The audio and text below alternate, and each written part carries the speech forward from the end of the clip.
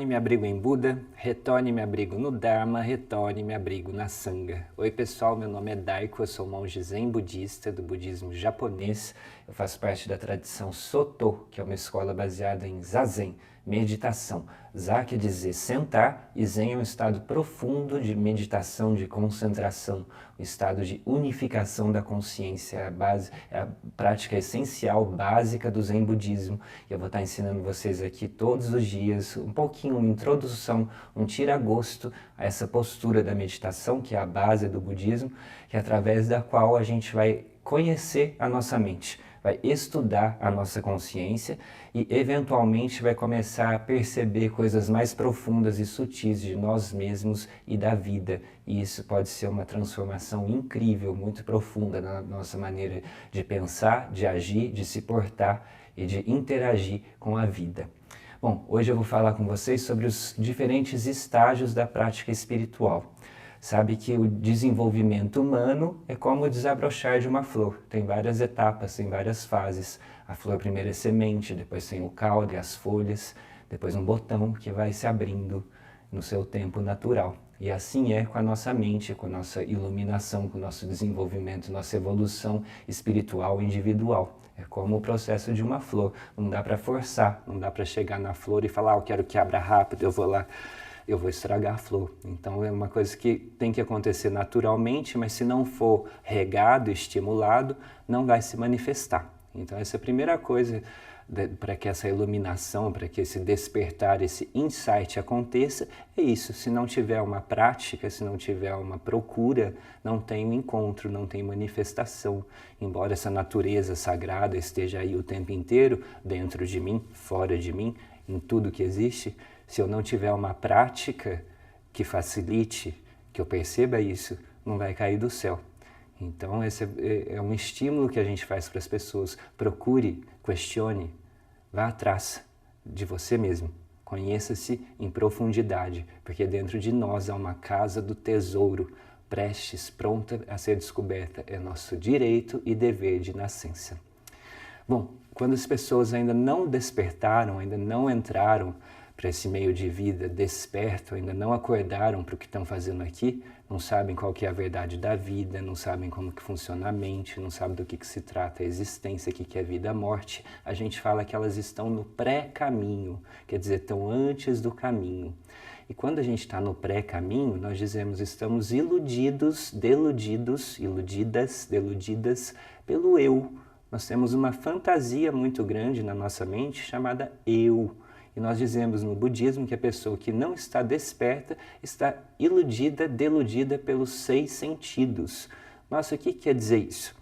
No budismo a gente fala que temos 6 sentidos. Então são 5 sentidos que todo mundo conhece, que é a visão, a audição, paladar, tato, olfato. Então esses são os 5 sentidos e no budismo a gente fala de um 6º, que é a mente.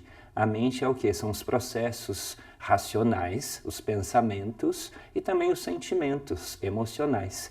Então a gente tem 5 sentidos sensoriais, mais a mente, que tem as suas questões, suas interpretações de mundo por palavras, por imagens, que estão em íntima relação e contato com os 5 sentidos. E a gente fala que a pessoa que não despertou está iludida, deludida por esses 6 aspectos da mente. Os 5 sentidos, mais a mente pensante. O que quer dizer uma pessoa deludida? Ilusão é aquilo que o mágico faz. Ele tira um coelho da cartola. Isso dá uma ilusão que é uma mágica. Mas eu sei que o coelho estava escondido em algum lugar, ele não se materializou lá. Eu sei que é uma ilusão. Agora, a delusão é eu acreditar de fato na ilusão. É quando eu acredito que aquele coelho apareceu na cartola de forma mágica. Então isso é o que a gente chama no budismo estar deludido pela própria mente, pelo próprio eu. Porque o que acontece quando nós estamos presos nesses 5 sentidos, nesses 6 sentidos? A gente pensa que a vida e que a realidade é aquilo que a gente é capaz de interpretar. Então a gente vive uma vida um pouco restrita, limitada, enviesada pelas coisas que a minha percepção capta. E muitas vezes a gente esquece que a vida é muito maior e muito mais ampla e muito mais inexplicável e incompreensível do que a nossa consciência humana é capaz de apreender. Então, o despertar espiritual é um pouco isso. Você perceber que aquilo que eu percebo não é tudo e que a verdade da vida é muito maior do que as minhas opiniões. Então, perceber que o que eu não sei é muito maior do que aquilo que eu sei e que o estado de não saber, não da ignorância, mas o estado da abertura, que a gente vai falar, a mente do iniciante, que está disposto a aprender, é o que a gente fala a mente zen. É a mente verdadeira, que não eu já sei de tudo, eu tenho todas as minhas projeções e sentimentos e opiniões sobre a realidade. Não, eu sou capaz de ver o que está acontecendo, ver o que é, como é a cada instante, e essa mente aberta vai estar mais em harmonia com a verdade da vida, com menos projeções, expectativas e opiniões. Então, quando a pessoa ainda não despertou, é como se ela vivesse num casulo, é como se ela estivesse fechada aqui no seu próprio mundo. Fechada nas suas opiniões, nos seus sentimentos, nas suas preferências, nos seus apegos e nas suas aversões. Fechadinha num casulo. E a prática da meditação vai fazer uns pequenos furos nesse casulo, vai fazer umas pequenas aberturas, umas rachaduras nesse casulo do eu, de modo que a pessoa vai gradualmente percebendo que tem uma coisa muito maior, tem alguma coisa além desse próprio casulo, vai fazendo uns buracos para a gente começar a acessar essa vida infinita, essa pura presença que está atrás ou na frente de todas essas projeções do eu individual. Então isso é um pouquinho da prática da meditação, é a gente olhar para si, olhar o tanto de camadas e filmes e projeções e coisas, cores que a gente pinta em cima da realidade e perceber que tudo isso sou eu, que eu estou criando tudo isso, mas tem um estado onde eu estou apenas presente, onde a minha presença é pura, onde eu não estou construindo e fabricando sentimentos em relação à realidade, mas eu estou plenamente presente, vivendo cada instante, vivendo cada segundo, me tornando um com a realidade, ao invés de me separar em conceitos, eu diferente, eu recortado, eu melhor, eu pior, mas sempre separado, né? Então a prática espiritual é quebrar essa parede de separação, essa divisão, esse casulo. Até no Zen a gente faz a meditação de frente para a parede, que a gente chama em japonês de menpeki. Isso quer dizer literalmente de face para a parede. Então a gente senta de frente para uma parede branca, não senta de frente para imagens, não senta de frente para mandalas, senta de frente para a parede. Para quê? Para eu começar a olhar as minhas paredes, para eu olhar onde eu me separo, onde eu me limito, para eu olhar onde o meu coração faz fronteiras, onde eu falo, não, isso aqui é bom, isso aqui eu quero, isso aqui para mim, isso aqui não. Onde eu faço essa divisão. E o que a gente quer é transcender a dualidade, é chegar no uno, é chegar em algum lugar, perceber que todos esses conceitos relativos estão dentro de um absoluto que é muito maior. Então a gente não fica vivendo preso no relativo do eu, do egóico, do individual, do limitado. A gente percebe que existe uma coisa eterna, muito maior, ilimitada, onde a gente também não fica preso lá. Então a prática espiritual é perceber esses dois aspectos da realidade, relativo e absoluto, e viver uma vida que harmonize os dois, o que Buda vai chamar de caminho do meio, né? Algumas pessoas vão falar como se fosse um triângulo. Numa base você tem o lado relativo da realidade, onde cada coisa é diferente da outra, onde a parede é parede, o chão é chão, cachorro é cachorro e bola de futebol é bola de futebol, e de outro lado, o lado absoluto, onde todas essas coisas são uma única vida, onde tudo que existe é átomo, elétron e nêutrons, numa dança incessante. Então, perceber esses dois lados da realidade, essas duas visões, e viver de acordo. E aí a gente vai falar, é a terceira visão, é onde essas duas visões estão incluídas e se unem, onde o terceiro olho se abre. Mas será que o terceiro olho já não está aberto, já que nós temos dois olhos, direito e esquerdo, que formam uma imagem na nossa mente? Então a prática espiritual é um pouquinho isso. E os estágios da prática, é isso que eu falei, no começo a gente começa pelo eu, a gente começa onde a gente está, nas nossas ilusões, nos nossos limites, nas nossas crenças, expectativas, frustrações, desejos, eu. É uma mente pensante, uma mente incessante, a mente do eu. Mas se não tiver esse eu, que quer conhecer a si mesmo, eu não chego no não eu, no eu maior. Então é justamente esses limites, esses condicionamentos da mente egóica que vão me fazer questionar e conhecer a mim mesmo em profundidade para chegar um momento onde eu possa esquecer do meu eu. Então, o processo meditativo, a gente começa a estudar a nós mesmos para quê? Para estudar a vida. Porque quando eu olho para mim, eu olho para toda a vida do universo. Eu não estou separado da vida do todo. Eu e o todo fazemos uma vida só. E conforme essa minha compreensão aumenta, eu vou sendo capaz de esquecer de mim mesmo, de deixar o meu eu de lado, o meu eu individual, as minhas vontades, o meu ritmo, as minhas necessidades, os meus desejos, as minhas preferências um pouco de lado, para eu ver com mais clareza, sem viés, o que está acontecendo e ter atitudes, ter respostas mais assertivas, menos condicionadas pelo meu eu individual. Então a nossa prática é gradualmente sair de uma vida autocentrada, onde o eu está no centro, para uma vida onde a vida em si mesma está no centro, onde eu percebo que eu não sou o centro, mas que eu faço parte em íntima relação e que tudo é o centro. Então esse é uma mudança, uma virada de olhar e de consciência promovida por qualquer prática espiritual, que vai fazer a pessoa sair do seu ego, que Freud vai chamar muitos anos depois de Buda de ego, para acessar essa vida maior, mais ampla.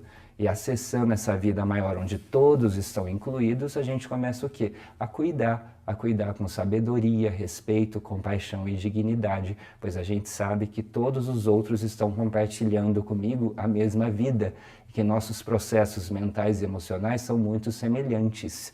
Então, meditar e conhecer a si mesmo, a gente começa a conhecer melhor a espécie humana, porque eu sou da espécie humana. Então, quando eu conheço melhor como a minha mente, o meu ser, o meu coração funciona, eu começo a reconhecer um pouquinho melhor os outros, porque nós somos muito semelhantes. A gente não é igual, mas a gente não é completamente diferente. Nós temos coisas que são universais a todo ser humano e a todo ser vivo. Nós temos intersecções que nos tornam comum. E quando a gente fala de comunicar, de comunicação, é isso, é tornar comum, tornar com um, tornar uno. E é essa a nossa prática, essa é a essência da religião, essa unicidade, religar, ligar com o uno, tornar um. Pessoal, vocês conhecem esse livro? Acabou de sair, chama Sobre o Amor e foi escrito pela minha professora, que é a Monja Coen, que alguns de vocês conhecem, pelo pastor Henrique Vieira e pelo padre Júlio Lancelotti, que faz um trabalho bonito com os moradores de rua aqui de São Paulo. E os três escreveram esse livro juntos, quer dizer, em conjunto, cada um escreveu separado e depois eles compilaram, e cada um dando a visão de sua tradição espiritual sobre o amor. Então é uma joia, é muito lindo, muito sutil, muito delicado. Vocês podem encontrar no site do nosso templo, que é zendobrasil.org.br, tem a lojinha lá. E também gostaria de chamar vocês a mandarem suas perguntas, enviarem questões, dúvidas, questionamentos, qualquer coisa que vocês tiverem, envie aqui para nós, no endereço no WhatsApp que está aparecendo aqui embaixo, que eu vou estar respondendo todos os dias, a partir da semana que vem, as suas questões aqui no Insight.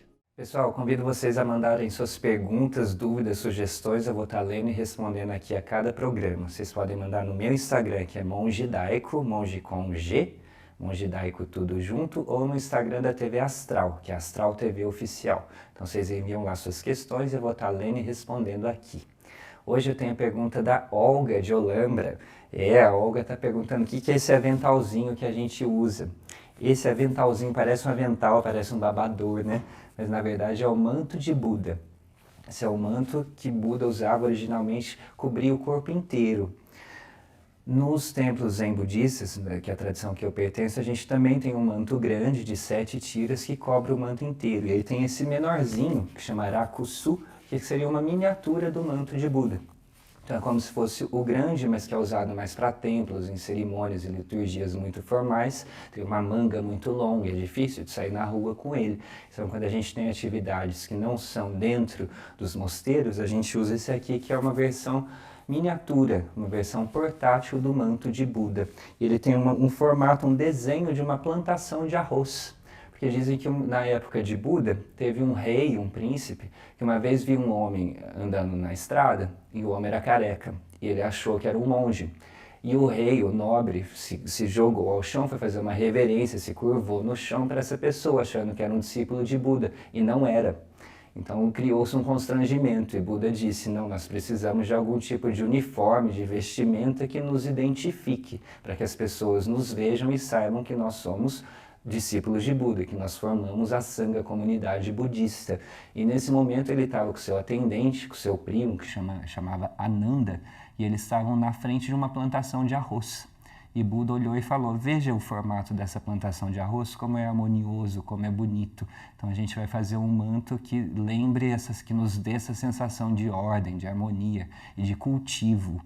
Então eles desenvolveram, criaram esse manto de Buda, que na época era feito com tecidos descartados, tecidos jogados fora, panos que usavam para embrulhar cadáveres, tecidos sujos de excremento, de sangue, coisas que tinham sido descartadas. Então esses pedaços de pano eram recolhidos, recortados, lavados e costurados. E o que era o manto inteiro era então tingido de uma cor neutra, de cor de terra, que a gente fala que misturava todas as cores juntas e ficava uma cor indefinida, que vai chamar Kashaya em sânscrito, que no Japão chama de Okesa, que é o nome do manto de Buda. Então quando a gente usa isso aqui, é um símbolo de um praticante budista, é o símbolo de um discípulo de Buda. E tem um verso para vestir isso aqui, que é a primeira coisa que a gente faz nos mosteiros e nos templos quando a gente acorda. A gente levanta em silêncio, tem um monge que passa tocando um sino, plim, plim, plim, plim, plim, plim, plim. Todo mundo se levanta em silêncio, juntos, vamos para o banheiro em silêncio, fazer a higiene, e em seguida vão todos para a sala de meditação. Até então todo mundo está com a boquinha fechada. E aí fazemos 2 períodos de meditação de 40 minutos, e no fim do segundo período a gente coloca o manto de Buda sobre a cabeça, né? Essa Okesa, cuja esse aqui é uma miniatura, e faz o que a gente chama o verso da Okesa. É a primeira vez, o primeiro momento que a gente vai abrir a boca durante o dia é para vestir o manto de Buda. E se vocês quiserem, pode repetir depois de mim. A gente põe as mãos palma com palma e diz, vasto é o manto da libertação. Então a gente está vestindo um manto que vai nos libertar. Sem forma é o campo de benefícios. Então, os benefícios desse campo da libertação não têm forma, não podem ser medidos, são incomensuráveis. Eu uso os ensinamentos de Buda, que também é chamado de Tathagata. Tathagata quer dizer aquele que vem e vai do tal qual é, aquele que é capaz de ir e voltar da realidade, de ver as coisas como elas são, não as projeções que a gente cria, não as opiniões e preferências que a gente tem, mas as coisas como elas são. Então eu uso os ensinamentos do Tathagata, desta mente, desse ser que vem e vai do tal qual é, do assim como é, uso para quê? Para fazer o bem, eu uso para salvar a todos os seres. Então é uma coisa que a gente repete todos os dias para a gente vestir isso aqui com consciência. Eu visto o manto da libertação. Então eu me visto para libertar a mim mesmo, eu me visto para libertar todos os seres. E os benefícios disso não podem ser medidos. E eu uso a minha vida para quê? Para o bem. Eu visto o bem, eu falo o bem, eu penso o bem. Esse é o voto, o compromisso que a gente faz. Não é fácil, mas uma vez tendo nos colocado nesse caminho, a gente se estimula mutuamente para insistir e uma hora a gente começa a acertar. Pessoal, então agora eu vou passar para vocês a postura da meditação, que a gente chama de Zazen. Zazen é uma palavra em japonês, onde Zen quer dizer meditação.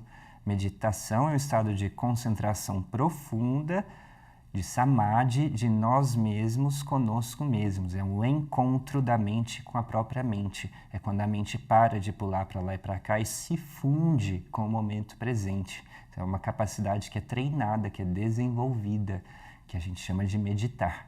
Então, para isso, a primeira coisa é encontrar uma postura estável, uma postura que nos dê segurança, que nos dê um certo conforto, mas que também eu não vou relaxar, porque a ideia não é relaxamento. Algumas pessoas acham que meditar é relaxar e ficar calminho. Não é. Relaxar, meditar é treinar a mente, é treinar e ativar a consciência, é desenvolver a percepção. Então não é muito ficar calmo e relaxado, não. É ficar desperto e atento, perceber o que está acontecendo. Perceber o que está acontecendo comigo, no meu corpo, na minha mente, minhas sensações, meus pensamentos e perceber tudo aquilo que está ao meu redor. Então, quando a gente medita, a gente quer ficar presente na realidade. Ouvir todos os sons, sentir todas as sensações, estar sempre, constantemente, de um momento a outro, aqui e agora, percebendo que a nossa mente vai pular em inúmeras direções e vai fazer tudo o que pode para nos tirar desse momento preciso. E a única coisa que a gente tem que fazer é voltar para o que está acontecendo aqui e agora. Então, primeira coisa, a gente acha uma postura estável. Vamos achar o eixo da coluna vertebral, então pode fazer um balanço para os lados, para frente e para trás. Um balanço circular, que tem um ângulo maior, que vai ficando menor, até eu achar o centro, até eu achar meu eixo de equilíbrio. E tendo achado meu eixo de equilíbrio, eu vou posicionar bem minha cabeça. A cabeça é pesada, pesa quase 5 quilos, como se fosse um saco de açúcar que a gente carrega aqui no pescoço o dia inteiro. E o último ossinho aqui da cervical é um osso bem pequenininho que suporta 5 quilos de peso o dia inteiro. Então eu vou procurar esse alinhamento, vou ver se eu acho.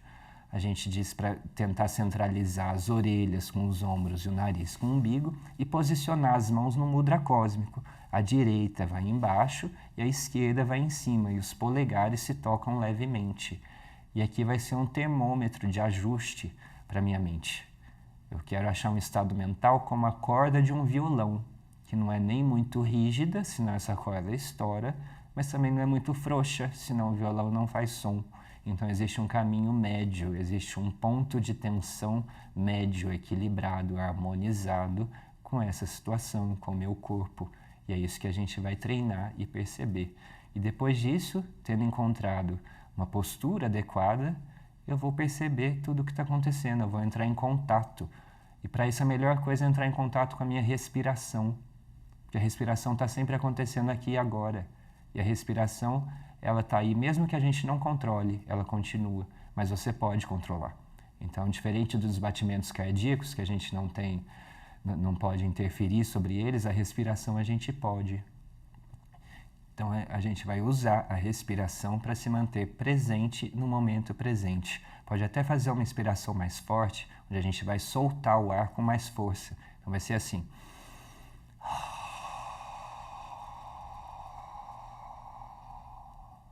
Pode fazer isso 3 vezes, soltando o ar pela boca. E vocês vão ver que vai oxigenar nosso corpo. Naturalmente, nossos músculos vão entrar no lugar e nossa mente vai entrar num estado mais sutil e mais profundo, que algumas pessoas chamam de ondas alfa de consciência. É quando o cérebro para um pouco de ficar preocupado com o antes, com o depois, com eu quero isso, quero aquilo, quero do meu jeito, quero no meu tempo, estou com fome, estou com pressa, estou com raiva. A gente deixa isso um pouco de lado para experimentar o que está acontecendo agora. Então a gente vai sentir todas as texturas das roupas, a diferença de temperatura do ar que entra e do ar que sai. Vamos ouvir os sons graves e agudos que chegam até nós. E se vocês quiserem, não precisa fechar os olhos, pode deixar os olhos entreabertos, de modo que eu não procure nada, não fique buscando coisas com meu olhar, mas se passar alguma coisa na minha frente, eu sou capaz de perceber e, se necessário, reagir. Então, lembrando que meditar não é relaxar, meditar é um treino de percepção, é um treino de estar presente. Meditar é estar alerta. Meditar é conhecer-se em profundidade, é conhecer a mente. Quando a gente para se observar, a gente percebe que a mente tem inúmeros aspectos.